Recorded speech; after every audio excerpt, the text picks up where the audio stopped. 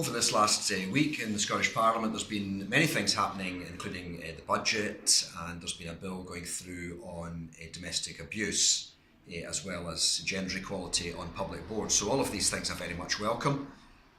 However, one subject that's particularly affected me this week was that I attended a presentation about ME, or ME, sometimes called CFS, chronic fatigue syndrome, and there are other names as well. But I think many of us have heard of ME and are vaguely aware of it without knowing the details. And it became apparent when I went to the presentation that there has been very little research done on ME, and we have very few specialists in the NHS in Scotland to deal with this.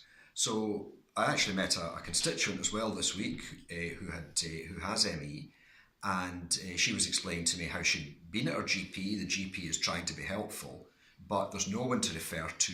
There seems to be no expertise. They're experimenting with different kind of drugs, and even some people with ME are being forced to take exercise when actually that may damage their condition and make them even worse.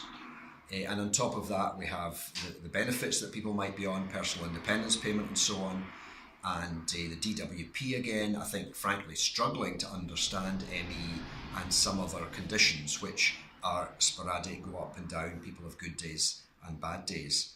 So I have to say I'm very convinced that we need to take ME a bit more seriously right across the public sector, and we need to be really trying to progress things, certainly supporting research, but that probably needs to be international, but also getting a better understanding within the NHS and the DWP. So I am writing currently both to the NHS in Greater Glasgow and Clyde and to the DWP.